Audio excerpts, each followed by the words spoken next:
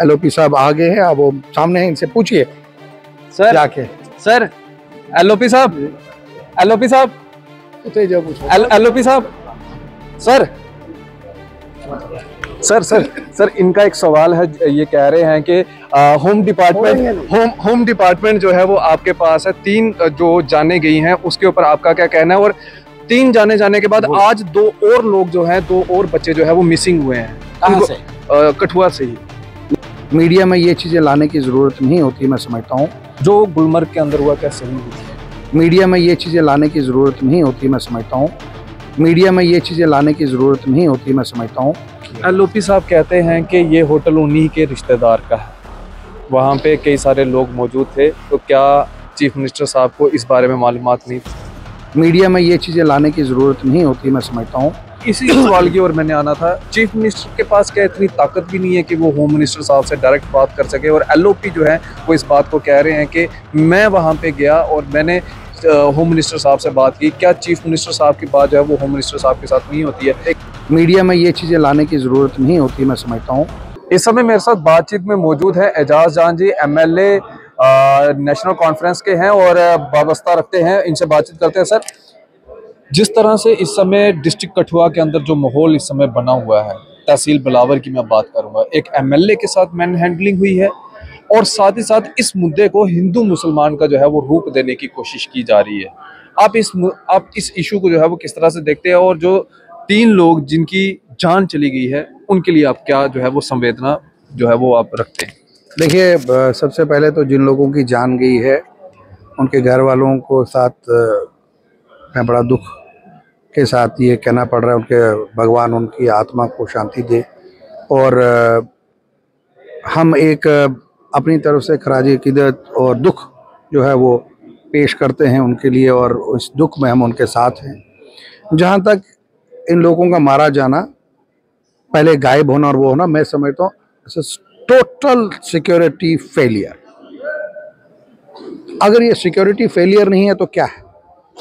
क्या 370 के बाद ये वाली सिक्योरिटी यहाँ आनी थी? जिन इलाकों में मिलिटेंसी का नामो निशान नहीं था, आज उन इलाकों में लोग पहले गायब हो जाते हैं और उसके बाद उनकी डेड बॉडीज मिलती है। और ये यहीं खाली सिलसिला नहीं है। अगर आप ये देखेंगे, राजौरी डिस्ट्रिक्ट में भी बहुत हमारे जो नौजवान हैं, हमारे बच्चे हैं, वो मारे गए हैं। आज एलओपी साहब ने बात की हाउस में कि मैंने जनाब होम मिनिस्टर साहब से बात की।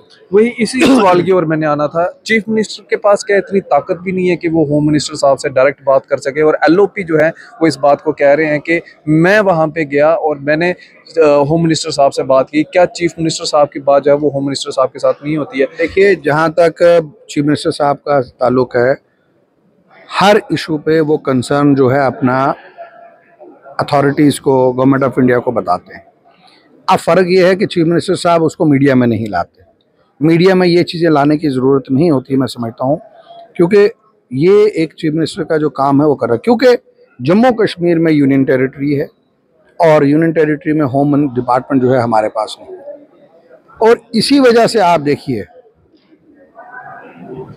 आज एलओपी साहब ने कहा, उन्होंने इस बात को डाइवर्ट करने की कोशिश की। आज अगर एलओपी साहब ये कहते कि जनाब सिक्योरिटी का फेलियर है, आज अगर वो ये कहते कि जनाब हमने मांग की है कि कार्रवाई होनी चाहिए, तो मैं समझता। मैंने टेलीफोन पे बात कर दी। क्या 3 लोगों की जान जाने के बाद इस रियासत के अंदर एलओपी के पास सिर्फ इतने ही इख्तियारात हैं कि वो इन्फॉर्म कर रहा है? What action is on ground? मैं आपके मीडिया के हवाले से डीजी साहब से गुजारिश करता हूँ और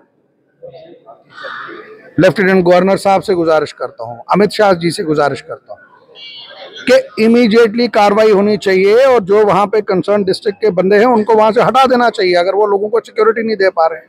3 लोगों की डेड बॉडी मिली, अब 2 बच्चे और गायब हुए हैं। एक तरफ एक माहौल ठंडा नहीं हुआ था और दूसरी तरफ 2 और बच्चे उसी डिस्ट्रिक्ट से जो है वो गायब हो गए। आपको कहा ना, हमारा ये सिक्योरिटी फेलियर है। हमारी जितनी एजेंसियां हैं, अब मैं कहना नहीं चाहता, ये एक जो पोस्टेड है वो 20-20 साल से एक ही पोस्ट पे बैठे हुए हैं, आराम कर रहे हैं। अगर ये निकले जरा देखें क्या वजूहत है। अकाउंटेबिलिटी नहीं है। मीडिया में उन्होंने दे दिया, अब एलओपी साहब का मीडिया पूरे भारत में चलाएंगे, वो जी ये हो गया। लेकिन जो बेचारे की जान गई उसके लिए क्या हुआ? इसीलिए हम मांग करते हैं कि हमें स्टेटहुड वापस मिलना चाहिए। जब स्टेटहुड वापस मिला होता तो आज रियासती हुकूमत अपने लोगों के तहफ़्फ़ुज़ के लिए कदम उठाती। मैं ये नहीं कहूँगा कि इससे पहले भी इससे हादसे हुए, लेकिन कोई सेंस ऑफ सिक्योरिटी गवर्नमेंट, लोगों को ये लगना चाहिए कि उनके लिए कोई सरकार है जो उनके लिए खड़ी है। और आज जम्मू कश्मीर के लोगों को लग रहा है कि कोई उनके लिए खड़ा नहीं है। और जो हाउस में हमने बात की, कंसर्न दिखाया कि वहाँ पे 3 जाने गई और अपोजिशन लीडर साहब कह रहे हैं हमने फ़ोन पे बात कर। क्या 3 लोगों की जानों की कीमत एक टेलीफोन है? वो तो ठीक है, चीफ मिनिस्टर साहब ने क्या किया? चीफ मिनिस्टर साहब ने बताया, उनका तो वो इन्फॉर्म कर सकते हैं, वो इसमें नहीं कर सकते। यही तो मैं आपको बता रहा हूँ, अगर स्टेटहुड हमारे पास होता तो हम इस पे कार्रवाई करते। उन्होंने कंसर्न अथॉरिटी, पुलिस आपके पास नहीं है तो वो तो सबको पता है, मेरे कहने से क्या होगा? मेरे कहने से कुछ नहीं। पुलिस, मैं नहीं कहूँगा पुलिस हमारे दर इख्तियारत में ये नहीं है, लेकिन पुलिस जहाँ गलत करेगी, जहाँ नाकामयाबी होगी, वो उस जगह हम उसको अकाउंटेबल ज़रूर बनाएंगे। कल बीजेपी के तमाम एमएलए एलओपी जो है वहाँ पे पहुँचते हैं, लेकिन जो आपके सिटिंग डिप्टी सीएम है उनको वहाँ पे नहीं जाने दिया जाता। रास्ते में चौधरी लाल सिंह जी को डिटेन कर लिया जाता है, मनोहर लाल शर्मा जी को डिटेन कर लिया जाता है, ऐसा क्यों? यही तो बात, मैं यही तो सवाल पूछ रहा हूँ इनसे। क्या एक चुने हुए डिप्टी चीफ मिनिस्टर को जाने की इजाज़त नहीं मिलती? एक उस डिस्ट्रिक्ट के एक फॉर्मर मिनिस्टर को वहाँ जाने की इजाज़त नहीं मिलती? बीजेपी के मेंबरों को इजाज़त मिलती है? ये किसी और तरफ इशारा करता है, हमें देखने की ज़रूरत है। और मैं फिर से कहूँगा, मैं गवर्नर साहब से अपील करूँगा कि लोगों का कॉन्फिडेंस हमें गेन करना है, और लोगों के कॉन्फिडेंस गेन करने के लिए हम इसमें कोई पॉइंट्स नहीं लेना चाहते, क्योंकि गरीब लोगों की जान गई है और उस इलाके में एक डर का माहौल बना है। अकाउंटेबल बनाया जाए, जो ऑफिसर वहाँ पे तैनात हैं इमीडिएटली उनके ऊपर कार्रवाई होनी चाहिए कि वो क्या कर रहे हैं, वहाँ घूम रहे हैं, सैरें कर रहे हैं। एजाज साहब, अब मैं मसला गुलमर्ग के ऊपर आऊँगा। आप भी मुसलमान हैं, मैं भी मुसलमान हूँ, माह रमज़ान का महीना चल रहा है।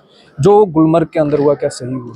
बिल्कुल गलत हुआ, मैं इसको कंडेम करता हूँ। और आप सुन के हैरान होंगे कि जैसे ही ये वाक़या वहाँ पे हुआ तो ऑनरेबल चीफ मिनिस्टर साहब ने सबसे पहले कंडेम किया, और जो उन्होंने कंडेम किया वो उसके तो हमें पता लगा कि ऐसा कोई वाक़या हुआ, हमें तब तक हमारी इन्फॉर्मेशन में नहीं था, और उन्होंने बाज़ाब्ता इसमें इंक्वायरी बिठाई है। और क्योंकि ये एक प्राइवेट प्रोग्राम था, कल हिंदुस्तान में एक जमहूरी मुल्क है, कल कहीं कोई प्राइवेट प्रोग्राम होगा, उसको हम क्या कर सकते हैं।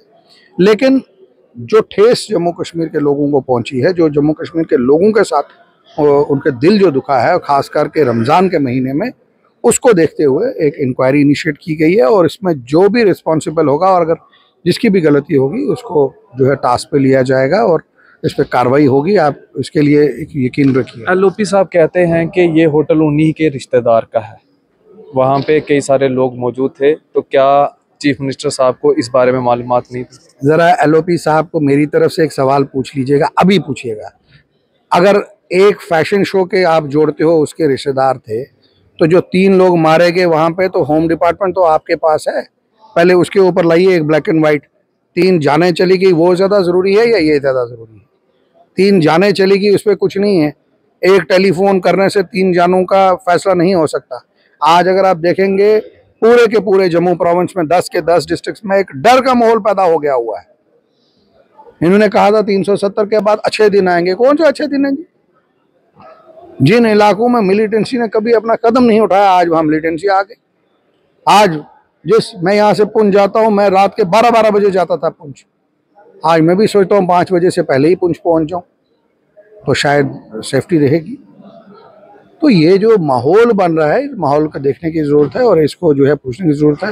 एलओपी साहब आगे हैं, अब वो सामने हैं, इनसे पूछिए सर जाके।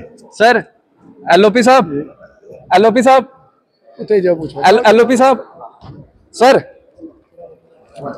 सर सर सर इनका एक सवाल है। ये कह रहे हैं कि होम डिपार्टमेंट जो है वो आपके पास है, 3 जो जाने गई हैं उसके ऊपर आपका क्या कहना है? और 3 जाने के बाद आज 2 और लोग जो हैं, 2 और बच्चे जो है वो मिसिंग हुए हैं। कहाँ से? कठुआ से ही। नहीं, वो 2 की अभी जानकारी मेरे पास नहीं आई है, लेकिन होम मिनिस्ट्री सीरियस है। होम सेक्रेटरी को, डायरेक्टर आईबी को यहाँ भेजा गया है ताकि पूरी जानकारी की डिटेल होम मिनिस्टर को पहुंचा। आज सुबह भी मेरी गृह मंत्री से बात हुई, डायरेक्ट बात हुई। उन्होंने ये कहा है कि जो ही जांच के बाद जो डिटेल, जो आउटकम बाहर आएगा, पूरी सख्ती से इन केसेस से निपटा जाएगा। सर, ये हम बातचीत कर रहे थे एलओपी सुनील शर्मा जी के साथ और एजाज जान जी के साथ। आप अपनी राय जो है इस वीडियो के कमेंट सेक्शन में जरूर रखेगा। इसी तरह से बने द न्यूज़ नाउ के साथ मुझे दीजिए इजाजत। आदाब, अस्सलाम वालेकुम।